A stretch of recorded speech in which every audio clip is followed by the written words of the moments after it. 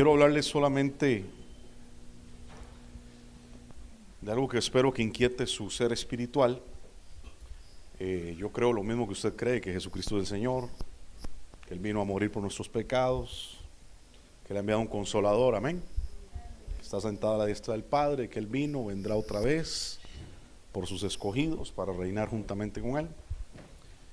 Pero de repente si hay cosas que en esta tarde usted escucha que no las entiende, yo le aconsejo lo siguiente: en lugar de hacer un bloqueo mental, abrace la palabra que no entiende, y si no pregunta al final, pues llévesela a su casa y ore, porque el Espíritu de verdad le va a revelar todas las cosas.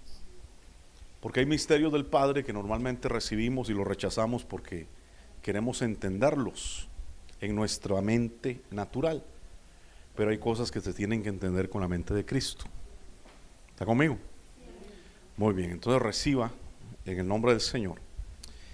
Y vamos a hablar algo que yo espero que pueda ayudarle a crecer y avanzar en su vida espiritual.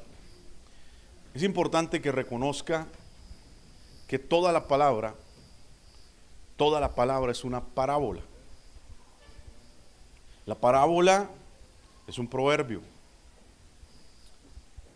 Y el proverbio, la parábola, es una puerta dimensional que se me abre para que yo pueda ver a través de ella y pueda entender cómo son las cosas en el reino. Todo el lenguaje que usó Jesús fue un lenguaje parabólico.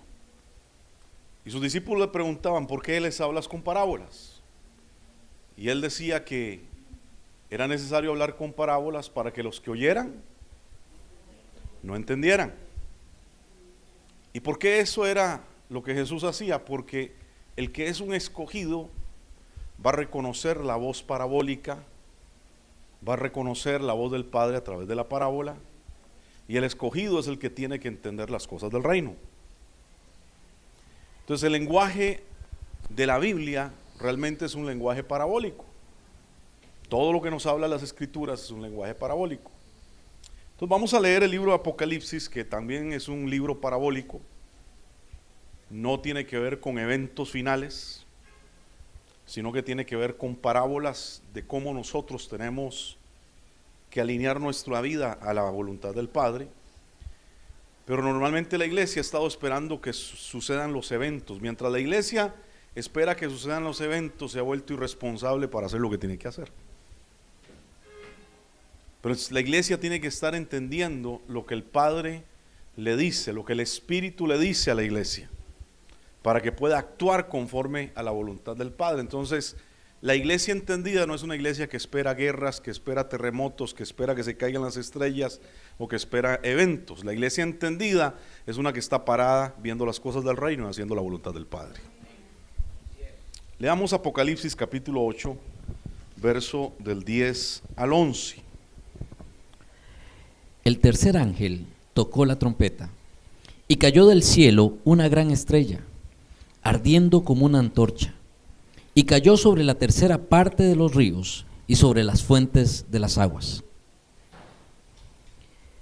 Y el nombre de la estrella es Ajenjo, y la tercera parte de las aguas se convirtió en ajenjo, y muchos hombres murieron a causa de esas aguas, porque se hicieron amargas. Entonces aquí tenemos que reconocer que hay valores que están dentro de esta escritura que nos hacen entender la parábola que nos está hablando el Señor. Si usted está esperando que se caiga una estrella del cielo, eso está bien para usted. Pero vuelvo y repito, esto no es un evento. Esto es algo que ya está sucediendo. Y le voy a explicar por qué está sucediendo. Simplemente esta estrella que cae, cuyo nombre es Ajenjo, realmente es un ser espiritual que ha sido comisionado por Dios para contaminar, como dice acá, las aguas.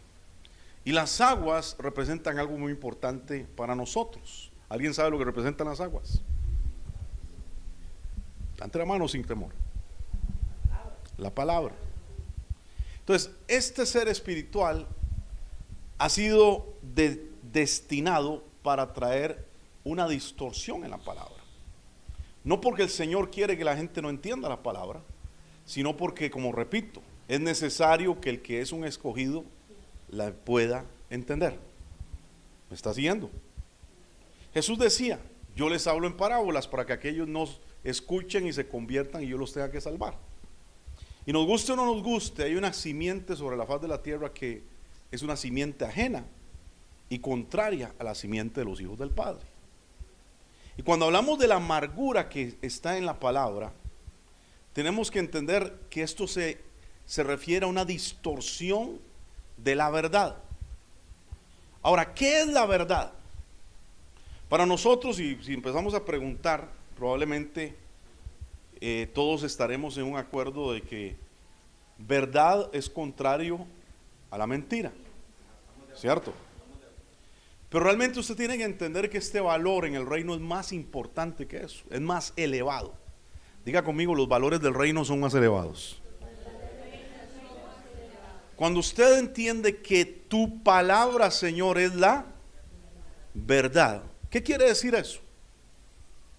Que cuando hay algo que no ha salido de la boca de Dios, o hay algo que no lleva la voz de Dios, es una mentira.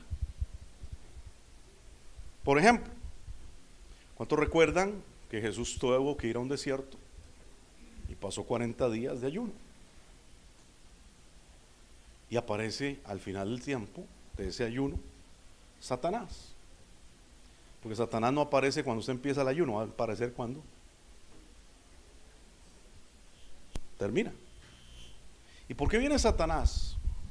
Él viene porque viene a probar al Señor.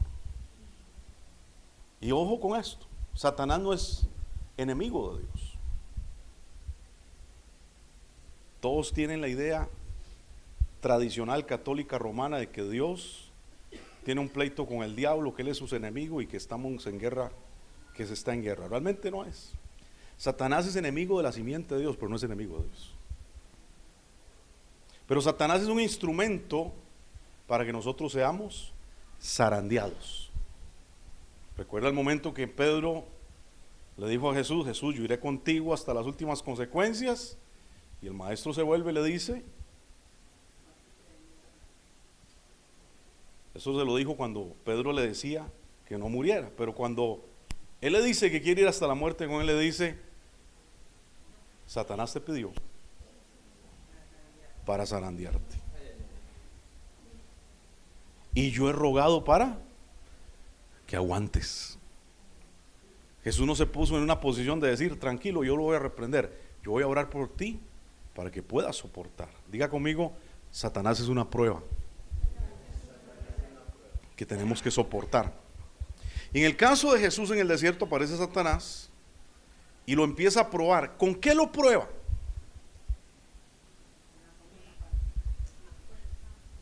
Con una distorsión de la verdad. Veamos un ejemplo parabólico que es un efecto reflectivo de lo que sucedió en el desierto. Satanás aparece a la mujer y le dice, ¿por qué no comen del árbol? Y la mujer le dice, es que el día que toquemos del árbol moriremos. ¿Era cierto o era verdad? Era verdad, porque era lo que Dios había dicho. Y Satanás le dice, con que Dios dijo, no moriréis, sino que serán abiertos nuestros ojos para conocer lo que es bueno y malo. Pregunta, ¿era importante que ellos conocieran lo bueno y lo malo? No, porque ellos estaban en la perfecta voluntad de Dios. La vida no se trata de andar diciendo si ando haciendo buenas cosas o malas cosas. La vida se trata de hacer la perfecta voluntad de Dios. Entonces Satanás dijo, con que Dios dijo, y tomó la verdad de Dios, la distorsionó y se la vendió. Y perdieron la prueba. Satanás aparece en el desierto, tenta a Jesucristo y le pregunta, ¿tienes hambre? ¿Por qué no hace que estas piedras se conviertan en pan? Y luego le lleva al pináculo del templo. Le dice, ¿por qué no te lanzas? Luego le muestra los reinos de la tierra. Le dice, yo todo te lo entrego. Pero hay una de las cosas que Jesús le dice es: no tentarás al Señor tu Dios. Pero cuando usted ve al diablo que le está hablando a Jesucristo, ¿qué es lo que él está diciéndole? Escrito está. Amén. Pregunta: ¿y lo que el diablo le decía está escrito o no está escrito en las escrituras? ¿Sí? Pero a veces el problema no es leer lo que está escrito, es lo que sale de tu boca. Quiere decirle algo: hay muchos que te pueden predicar la Biblia, pero eso no quiere decir que sean la voz de Dios. Hay muchos que ustedes pueden usar las escrituras para dar mensajes, pero eso no quiere decir que Dios esté hablando a través de ellos. Lo más importante en este tiempo, queridos hermanos, es que usted aprenda a tener un oído abierto y con la total habilitación para oír. ¿Y por qué lo digo de esta manera? Porque el oír no es un acto biológico. El oír es un acto espiritual. Oísteis que fue dicho por los profetas: el que tiene oídos para oír, que oiga. Y suena como una contradicción. Bueno, si tiene oídos tiene que oír. Pero el hecho de que usted oiga no quiere decir que esté escuchando. Y el problema es que mucha gente oye cosas de la Biblia, pero no tiene el oído habilitado para entender la voz de Dios. Y la distorsión más grande en este tiempo es que muchos lugares están llenos de falsedad, de falsos maestros, de falsos profetas. Y de repente la gente está esperando que llegue a la iglesia alguien vestido de diablo, con cuernos y un rabo y un tridente para decir: ese es un falso profeta. No, porque Satanás dice la palabra que disfraza a sus ministros. Y te van a hablar de la Biblia, pero van a distorsionar la verdad, porque ellos no tienen la voz de Dios. Todo lo que Satanás le hablaba a Jesús tenía que ver con las escrituras, pero eso no era la voz de Dios, era la voz del diablo.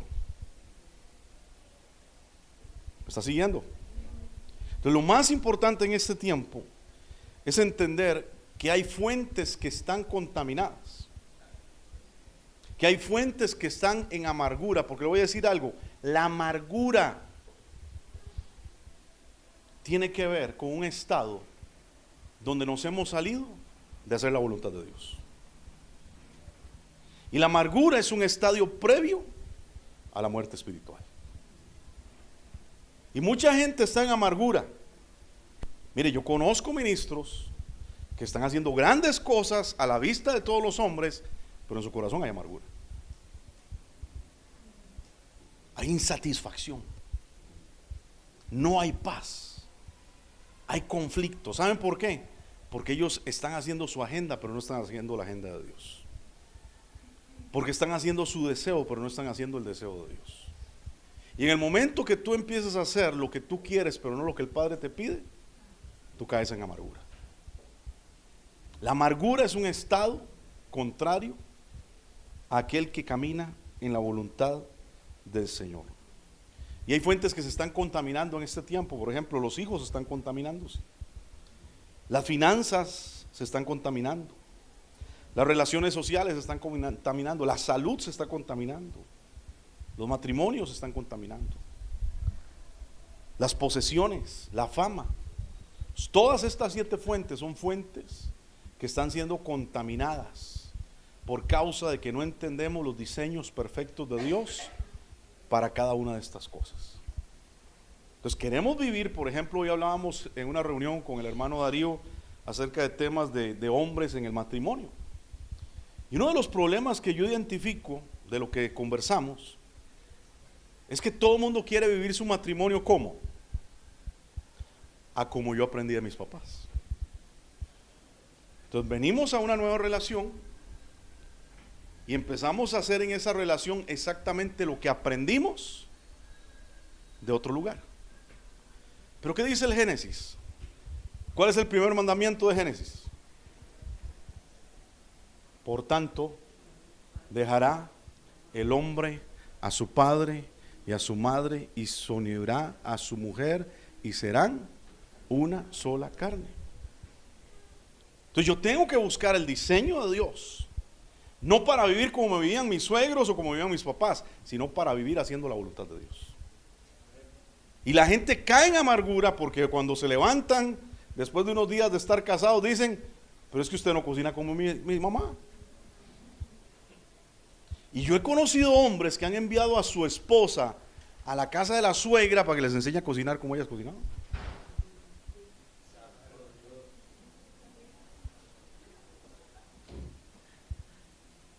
Y eso trae amargura. O hemos visto suegras visitando las casas de sus nueras para decirles cómo tienen que criar a sus hijos. Y eso genera amargura.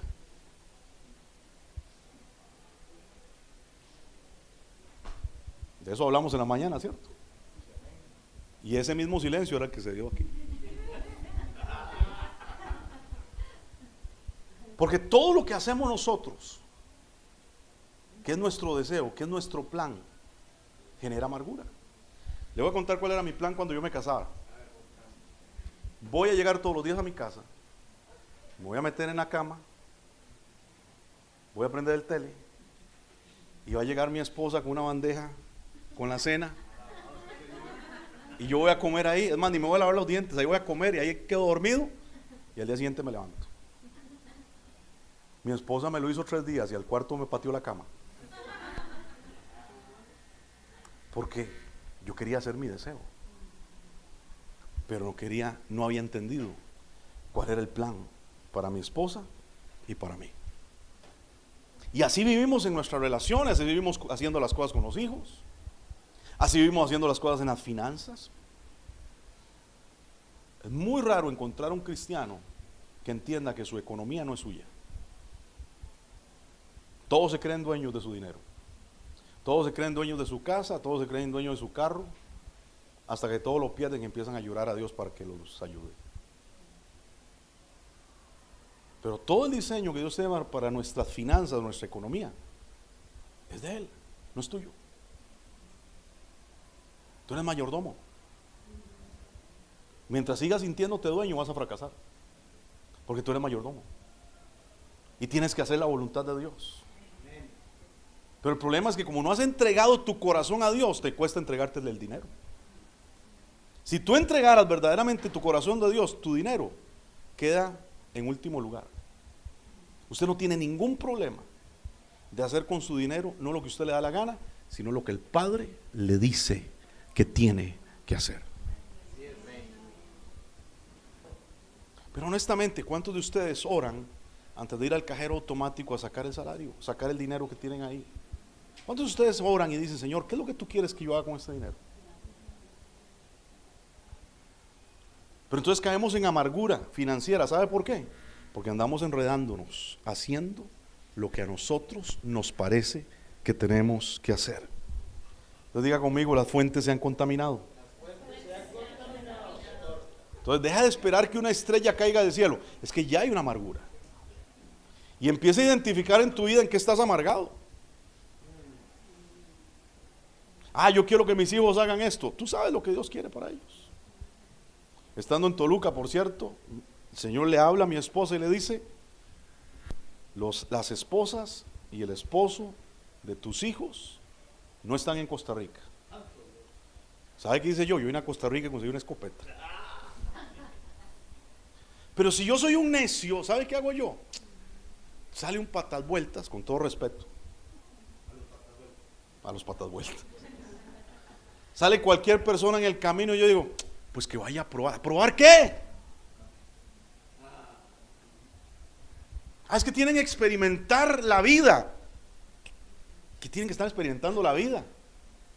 Ellos tienen que hacer la voluntad de Dios. Instruye al niño en su camino, y cuando sea viejo no se aparta. Pero nosotros hemos caído en la idea de que ellos tendrán que encontrarse con Cristo algún día. Ellos tendrán que buscar cómo llegar algún día. Miren, yo encontré en nuestra iglesia en Panamá a 2 niños de 5 años. Y el niño de 5 años le dijo al pastor: pastor, a mí ya Dios me reveló que fulanita va a ser mi esposa. y que yo soy un sacerdote y me tengo que guardar para Él. Mira, amados, y cuando esos niños se sientan a hablar, están hablando de los planes futuros. Y cuando yo oigo a esos niños de 5 años hablar, hablan mejor y más maduramente que muchos que están ya graduados de la universidad y con carreras. Porque están definidos en lo que quieren hacer para Dios. ¿Usted cree que Dios no va a revelarle el plan perfecto que Él tiene para sus hijos? Eso es lo que hizo con Manoah, padre de Sansón. Eso fue lo que hizo con María, madre de Jesús. Eso fue lo que hizo con Elizabeth. ¿Por qué? Porque cuando hay varones que se unen en un matrimonio, Dios revela sus planes perfectos.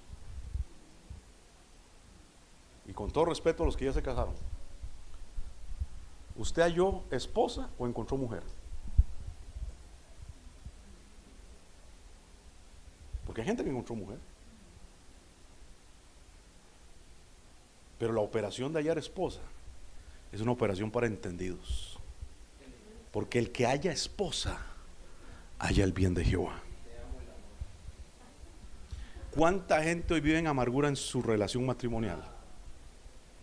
Porque lo que hicieron fue quitarse la calentura. Yo no quiero decir que Dios no tenga que restaurar su matrimonio, que usted salga con la excusa a ir a buscar la que era entonces. Lo que quiero decir es que usted tiene que ordenar su vida y andar deje de vivir la vida experimentando sus deseos y sus pasiones. Ahora, leamos Apocalipsis capítulo 6, verso del 1 al 7. Vi cuando el Cordero abrió uno de los sellos, y oí a uno de los 4 seres vivientes decir, como con voz de trueno, ven y mira. Diga conmigo, ven y mira. Y miré, y he aquí un caballo blanco, y el que lo montaba tenía un arco, y le fue dada una corona, y salió venciendo y para vencer. Muy bien, entonces cuando aquí dice ven y mira, está hablando de una habilitación que nosotros debemos de tener como escogidos. Cada vez que la palabra nos dice ven y mira, alza tus ojos, sí, es porque el Señor necesita que dejemos nuestra mirada terrenal y nos elevemos para tener una mirada celestial. Que dejemos de andar viviendo la vida siguiendo los patrones de este mundo y empecemos a vivir nuestra vida viviendo los patrones celestiales. Que elevemos nuestros conceptos no por nuestra capacidad humana, sino por entender la voluntad del Señor. ¿Y por qué tenemos que ver las cosas? Es que la verdad, hermanos, del Señor está distorsionada. Y por ejemplo hablaba de la fe. ¿Cuántos mensajes hemos escuchado de la gente diciendo, hermano, tenga fe para que usted se compre el carro del año? Yo le voy a decir una cosa, usted no necesita fe para comprarse el carro del año. Usted necesita trabajar y tener el dinero. Porque hasta donde yo sé, hasta los ateos tienen carros del año. Entonces, la fe no es una operación para conseguir cosas de este mundo. La fe es una operación para dejar de ver las cosas naturales y empezar a ver las que no se ven. Amén. Es para ver las cosas que están arriba. Es para ver las cosas que son celestiales. Hermano, no sufra, viva bendecido, prosperado en victoria. Y le queremos sacar el sufrimiento a la gente vendiéndole fe. Pero yo veo a los apóstoles que iban a la cárcel, les daban látigo, palo, cuchillo, machete, los insultaban y salían felices. Glorificaban a Dios. En cambio aquí todo el mundo vive cansado del camino. Sumérgeme. Casi diciéndole, llévame a tu presencia porque yo no aguanto este mundo. Hay muchos cristianos que no se suicidan porque son cobardes.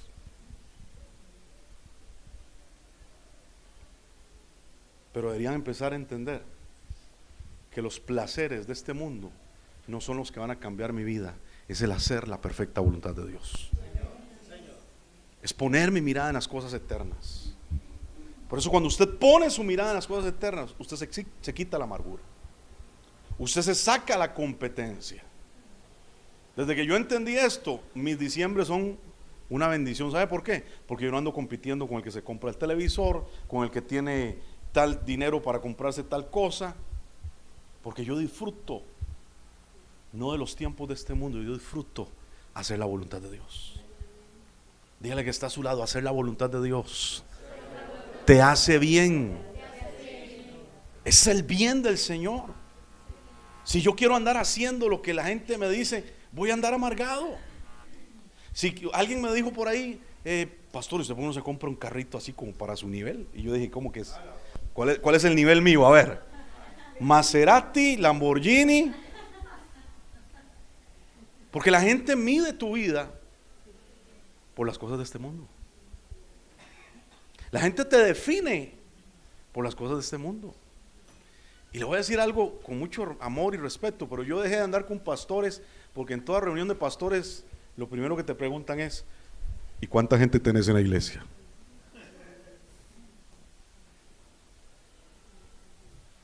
¿Y cómo es tu templo? ¿Cuántas luces tienes? ¿Cuántas pantallas hay? Y le voy a decir una cosa, amados. A mí el Señor no me va a pedir cuenta de cuánta gente yo tengo metida en una iglesia. A mí el Señor no me va a pedir cuenta de cuántas personas se sientan en un edificio. El Señor no me va a decir, no se va a sorprender porque yo le digo, mira, alcancé 10,000. El Señor me va a preguntar, ¿y de esos 10,000, quiénes se parecen a mí? Porque Él no anda buscando lo que tú haces, Él anda buscando el fruto. Y un concepto que tenemos errado del fruto es que creemos que fruto es hacer cosas. Y le voy a decir que es fruto realmente. Fruto es la semejanza con el Padre. ¿Cuántos conocen los mangos de acá de Orotina en Alajuela? Regálele un mango de estos de Orotina al pastor de México y se lo lleva para México y lo siembra en México. Y a los años el árbol creció, dio flor y dio fruto y da mangos. ¿A qué mango se parece ese que plantamos allá en México que era de Orotina? ¿Al de Orotina o al de México? ¿Por qué? Porque la genética es lo que cuenta.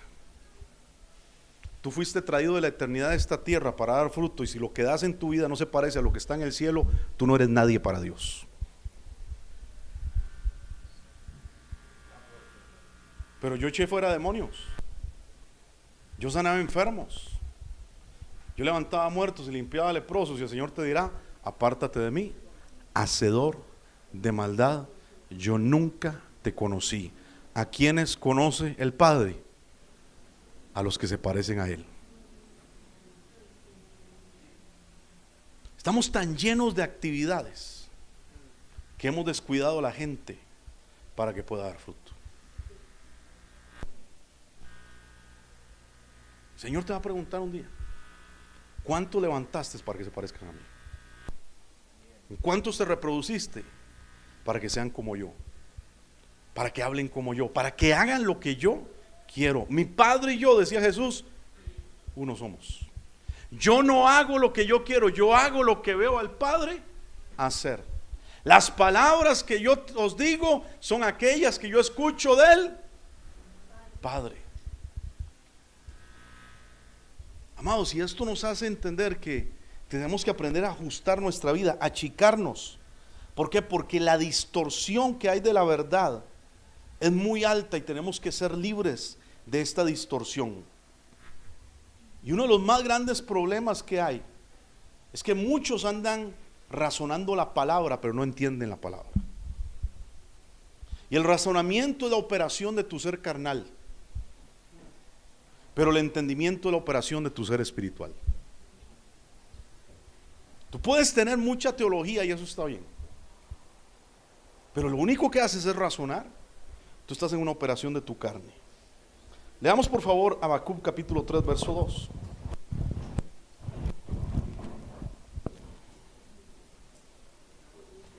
Habacuc 3:2.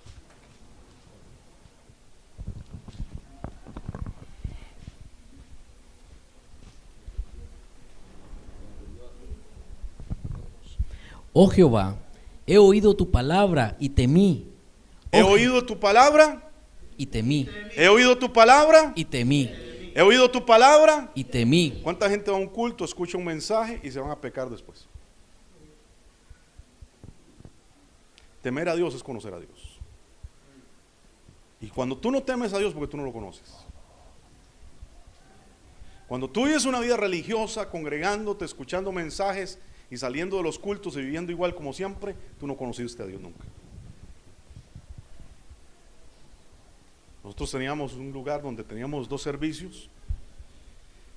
Y después de que terminó el primer servicio, había un hermano que llenaba la iglesia danzando, él solo, brincando, alabando a Dios, gritando, se tiraba para arriba, para abajo, era un espectáculo.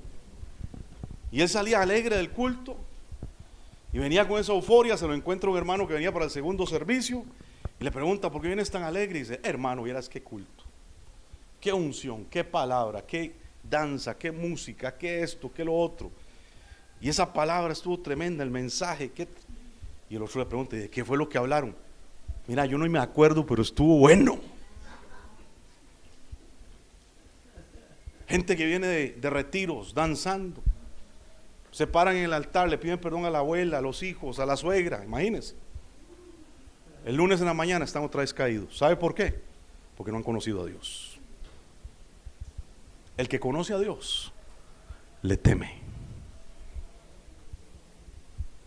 El que conoce a Dios cambia su vida. Oh Jehová, he oído tu palabra Y temí. y temí.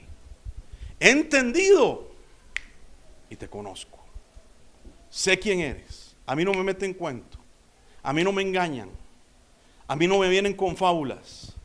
Yo no soy un niño fluctuante para que cualquiera me llegue con historias. ¿Saben por qué? Porque yo estoy entendido quién es el Señor. Yo no conozco a Dios, yo sé quién es Él. Yo tengo intimidad con Él. Yo tengo relación con Él.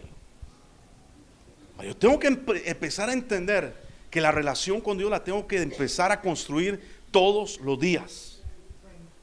El día que uno se quiso casar con la mujer que es su esposa, tuvo que empezar a construir una relación. Y al menos yo tenía que viajar desde Desamparados hasta el Carmen de Guadalupe, o Mata de Plátano, para los que lo conocen así.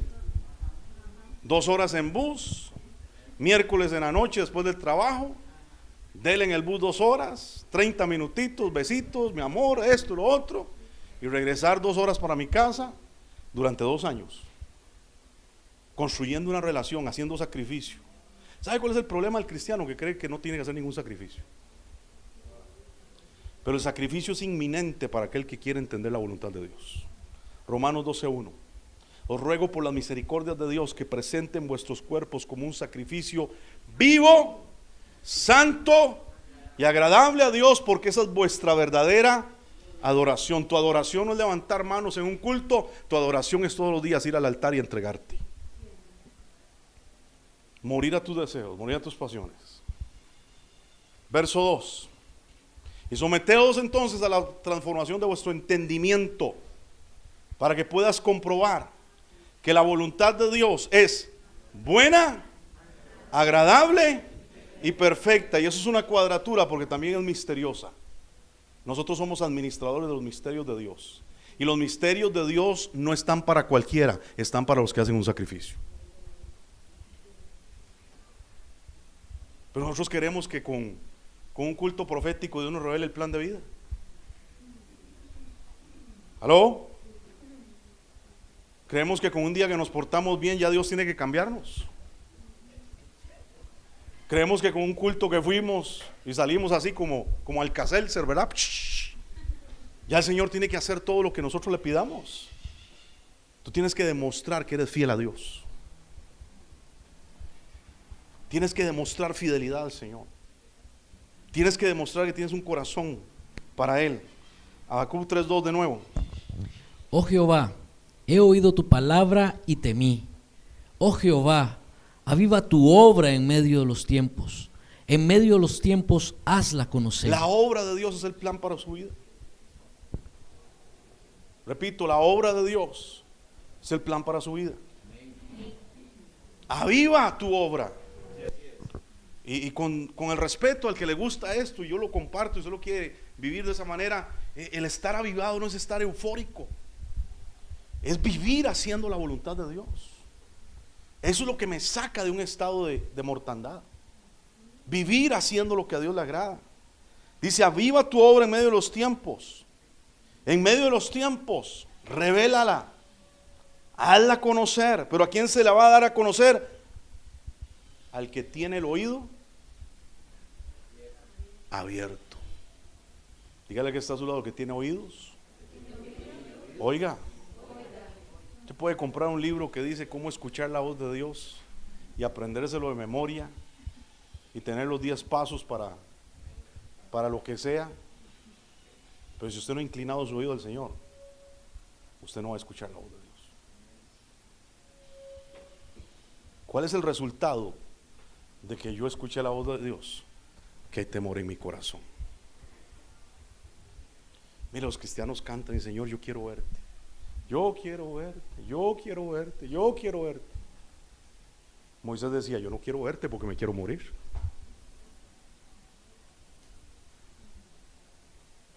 He visto al Dios vivo y soy hombre muerto. Pero ¿sabe cuál era esa declaración? Como he visto a Dios, yo muero a mis deseos, yo muero a mi carne, porque como he visto al Dios de los cielos. Mira, amado, el día que usted vea al Dios de los cielos, a usted no le importa nada sobre la faz de esta tierra, a usted no le importa nada en el universo, porque cuando usted ve a Dios y su gloria, amado, usted solamente quiere eso. Usted solamente va a querer eso. Pero ¿por qué la gente anda tras sus deseos mundanales?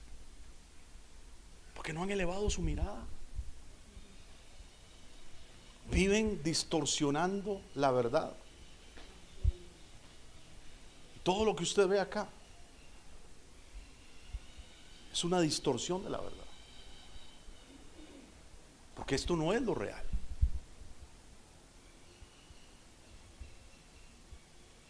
Lo real es las cosas del reino.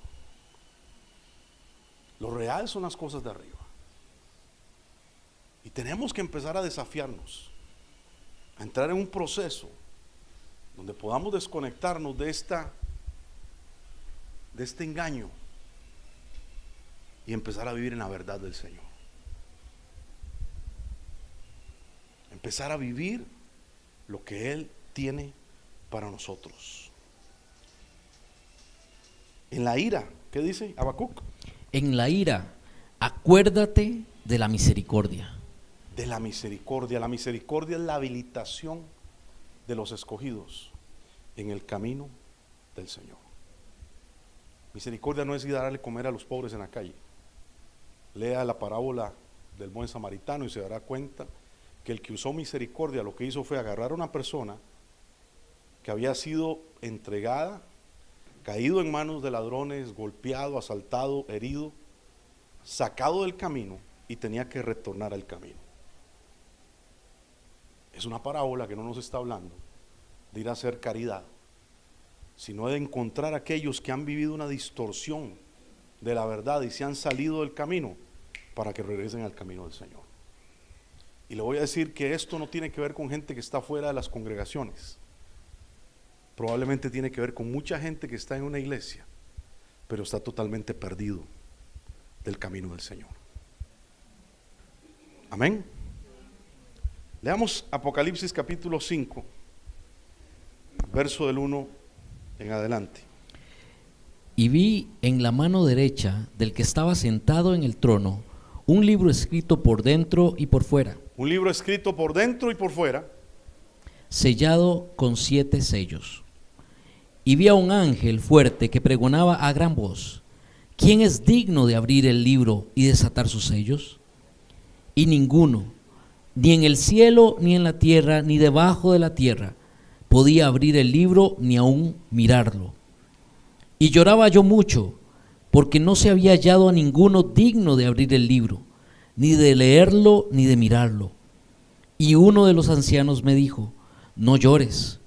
He aquí que el león de la tribu de Judá, la raíz de David, ha vencido para abrir el libro y desatar sus 7 sellos. La pregunta más importante, o la expresión más importante de este pasaje es la siguiente: ¿quién es digno? Yo le pregunto a usted, ¿usted es digno de que Dios le revele sus planes a usted?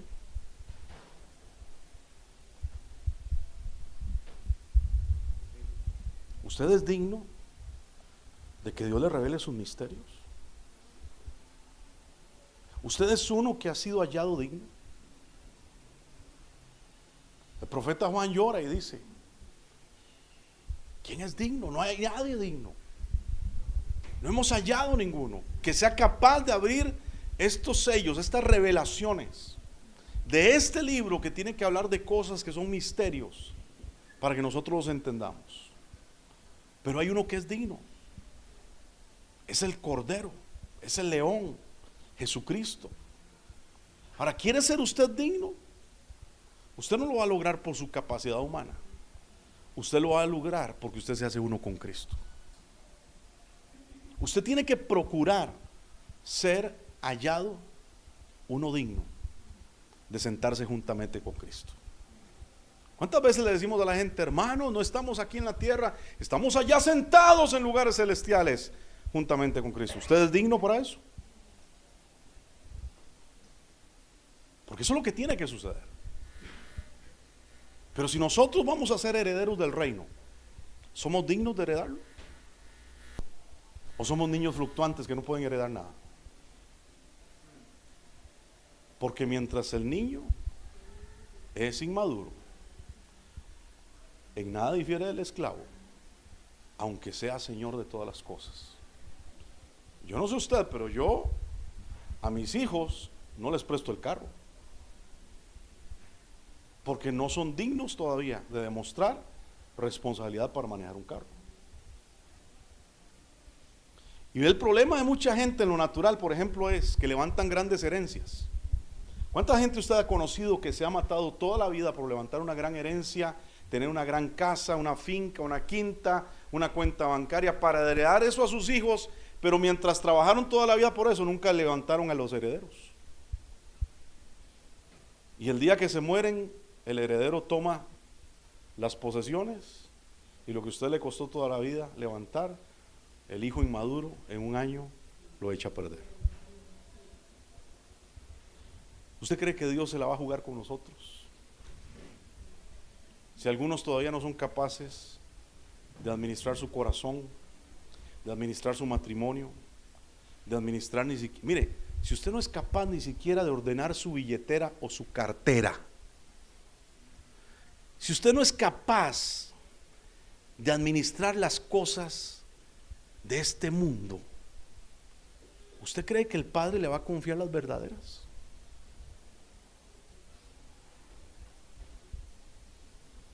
La tarea que nosotros tenemos es trabajar fuertemente en nuestra vida para que nosotros podamos heredar un reino que es inconmovible. ¿Está conmigo? Esa es la tarea que nosotros tenemos. Vamos siendo preparados para heredar un reino inconmovible. Pero honestamente, ¿usted está preparado? ¿Usted ha trabajado en su vida? ¿Usted ha ordenado su corazón? ¿Ha ordenado estas fuentes que se han amargado? ¿Ha ordenado sus pasiones?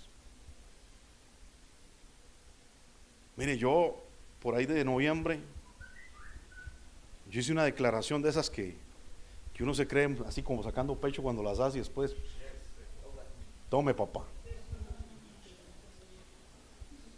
Yo le dije: Señor, yo quiero aprender este tiempo que viene a callarme las dos bocas que tenemos todos. La primera es esta y la otra es esta, el corazón. Porque la abundancia del corazón, esta es una boca también. Y cuando le dije eso al Señor, vieras, ay papá, los golpes y leñazos y confrontaciones que el Padre me ha tenido que dar. Me duele, claro que me duele. Pero cuando yo siento el chilillo de Dios, el azote de Dios, ¿sabe qué yo digo? Señor, tú me amas. Tú me amas porque me estás ordenando. Tú me amas porque me estás perfeccionando. Tú me amas porque estás alineando mi vida. Mire, la otra semana viene mi pastor. Y cuando viene mi pastor, yo nada más me persino con la izquierda y digo, Señor, yo sé que algo me va a tener que sacudir las orejas por ahí. Mi carne no quiere,